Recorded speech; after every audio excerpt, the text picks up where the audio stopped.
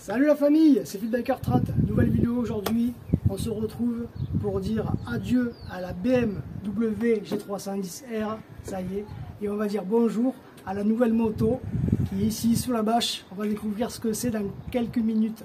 Alors, pourquoi je me sépare de ma moto? Bon, j'ai passé la passerelle le 13 octobre 2023, donc ça y est, j'ai eu mon permis A. Voilà, j'ai voulu changer car je commence un peu à me lasser du monocylindre et des 34 chevaux que m'offre la BMW pour avoir un peu plus gros.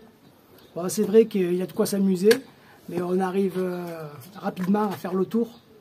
Et comme tout bon motard, on en veut toujours plus. Mais bon, je ne voulais pas non plus un monstre, parce que bon, je suis encore un débutant, ça fait que 2 ans que j'ai le permis. Donc j'ai pris une moto raisonnable, mais suffisamment puissante pour s'amuser. Donc on va découvrir de suite ce que c'est, qu'est-ce qui est caché sous la bâche. Allez, c'est parti, on débâche.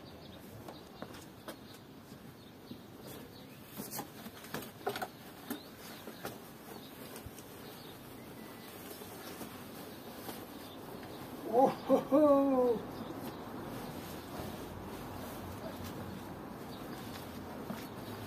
Tada! Bon, ma BMW, je l'aurais quand même gardé 2 ans et demi.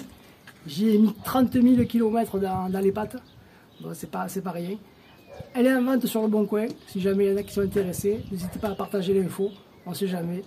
Bon, si vous êtes un spectateur fidèle de la chaîne, forcément, vous la reconnaissez. Puisque c'est l'essai de la semaine dernière que j'ai publié sur ma chaîne. De la Kawasaki Ninja 650.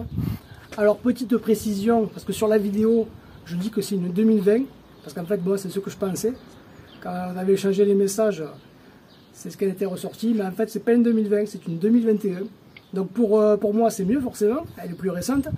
Par contre, ce qu'il y a, c'est que j'avais trouvé un pot d'échappement Arrow qui faisait une sonorité magnifique. Je devais aller le chercher hier. Mais vu qu'elle est de 2021, ce pot, il s'adaptait que sur des Ninja de 2018-2020. Donc il n'allait pas sur celle-là. Donc j'ai pas pu l'acheter. J'étais un peu dégoûté par rapport à ça, mais bon, il faut que j'en retrouve une petite ligne pour lui mettre une petite ligne qui va nous faire un petit son sympa. Donc elle a seulement 3900 km, donc elle est pour ainsi dire neuve. Elle est en super état, à part un petit truc. Voilà, dans le seul petit défaut qu'elle a, c'est ici, elle a un cache qui est pété. Mais bon, pas d'inquiétude, j'ai déjà commandé la nouvelle pièce. Elle est arrivée. Dans la nouvelle pièce, je l'ai reçue hier, il n'y a plus qu'à l'installer. Alors pourquoi est-ce que j'ai choisi de changer ma BMW G310R contre une Ninja 650? La première raison forcément, c'est que cette moto me plaît. J'adore ses lignes, ses courbes. Depuis le début, moi je suis attiré par les motos sportives. Donc là concrètement, elle a tout ce qu'il faut pour me plaire, cette décane. Bon, les vrais motards vont dire que c'est pas une sportive. C'est pas une sportive radicale, c'est vrai, mais dans l'âme, ça reste quand même une sportive. Un automobiliste qui vous voit dans le rétroviseur au guidon de cette moto, pour lui, vous arrivez en sportive. La deuxième raison qui m'a fait pencher pour ce modèle, c'est que j'ai pu l'acheter à un ami, quelqu'un qui est maniaque, qui n'a pas fait beaucoup de kilomètres du coup, puisqu'elle a 3900 km. Je sais qu'il a fait tous les entretiens, je sais qu'il en a pris très soin, puisque d'ailleurs quand j'ai fait l'essai la semaine dernière, moi pour mes essais, je mets la première, je fais un petit rupteur pour voir un peu à combien elle prend. Et quand je l'ai revu, il m'a dit: oh purée, je te la prête une demi-heure et déjà tu me fais un rupteur. Donc ça veut dire que lui, pendant tout le temps qu'il a eu, les 3 ans où il a eu, il n'en a pas fait. Donc bon, c'est quand même un signe de fiabilité. En plus donc c'est une Kawasaki, donc je sais que c'est une moto qui va être fiable, où je ne vais pas être embêté avec des pannes, où elle ne va pas démarrer un matin ou quoi, parce que moi je m'en sers tous les jours. Donc il faut que quand j'appuie sur le bouton, il faut que ça démarre immédiatement, je ne veux pas être embêté avec un petit problème ou quoi. Donc là je sais que je pars sur quelque chose de top du top. Voilà, je suis en confiance. Voilà, la troisième raison, c'est que j'ai lu un bus. En plus, je l'ai eu à un prix très intéressant, puisqu'en fait Kawasaki lui reprenait un certain prix, il me l'a fait au même prix. Donc malgré le fait qu'après il ait eu une offre un prix plus intéressant pour lui, mais il a refusé car il s'est engagé avec moi. Donc merci Benji pour ça. Bon, maintenant on va s'intéresser un peu à ce que j'ai gagné avec cette nouvelle moto et ce que j'ai perdu par rapport à l'ancienne. Allez, c'est parti. Bon, ben, ce que j'ai gagné déjà, ben, c'est un moteur bicylindre là, de 649 cm3, alors que là j'étais sur un monocylindre de 310 cm3. Ici j'ai gagné un moteur de 68 chevaux, alors que ici j'étais sur un moteur de 34 chevaux, donc rien à voir. Alors certains m'ont dit ouais, tu passes sur un 68 chevaux, tu verras pas la différence.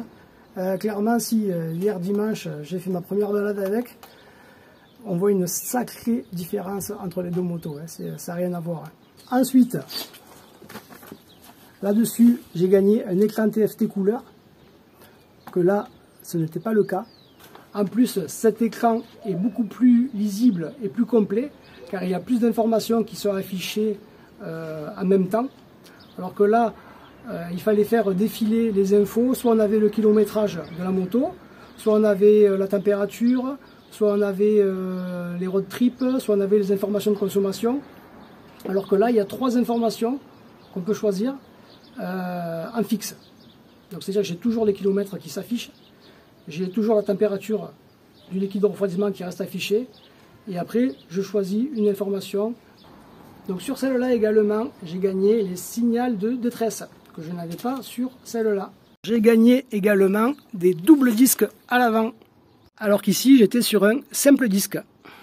J'ai gagné également des pneus plus larges, parce qu'à l'avant, là je suis sur du 120, sur la BMW j'étais sur du 110, et à l'arrière je suis sur du 160, alors que sur la BMW j'étais sur du 150. Bon, ici aussi évidemment j'ai gagné une meilleure sonorité par rapport au 310.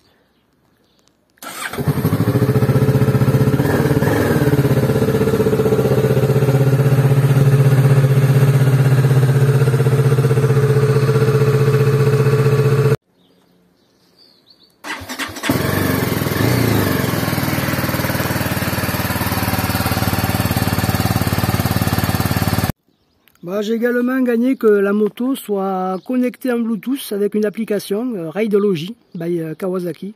Bon, seulement sur l'app tout est en anglais, donc elle n'est pas des plus pratiques, elle n'a aucun intérêt à mon sens. Voilà, et pour finir, j'ai gagné 2 petits rétros qui sont rabattables comme ceci. Pour se faufiler dans les interfiles, c'est parfait.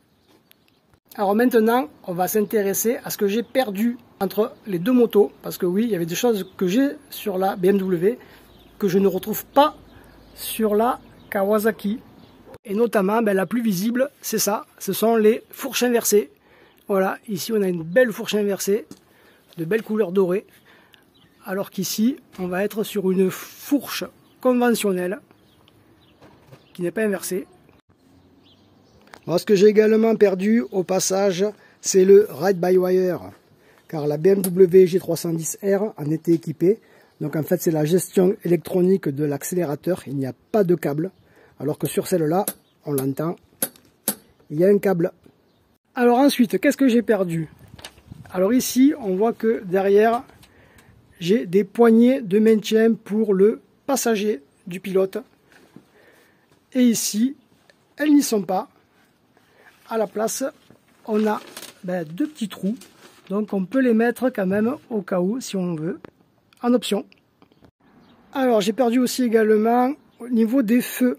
Parce que sur la BMW, tous les feux sont LED.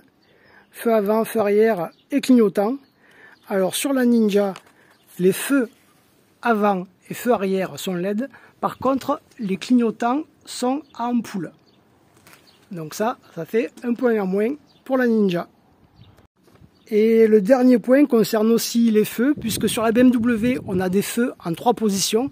En fait, on a des feux diurnes en permanent, regardez. Donc voilà, là, ce sont les feux diurnes qui sont allumés. Je peux aussi me mettre en feu de croisement. Là, je suis en feu de croisement. Et je peux aussi me mettre en feu de route. Là, je suis en feu de route. Donc, sur la BMW, il y a des feux en 3 positions, diurne, croisement et route. Et sur la Ninja, on n'a pas de feu diurne, feu de croisement permanent ou feu de route. Voilà.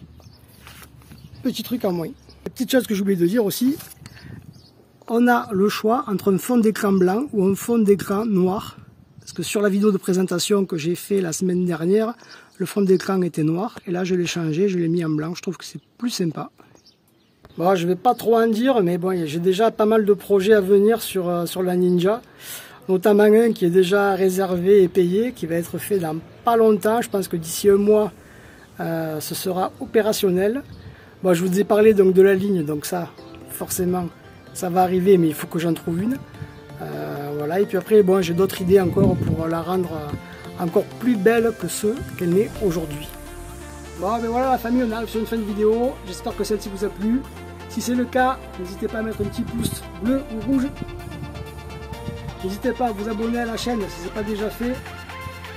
À liker, à partager, à commenter aussi, très important. Dites-moi ce que vous pensez de ma nouvelle moto, si vous la validez ou pas.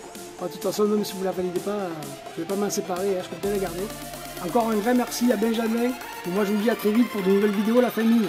Allez, tchuss!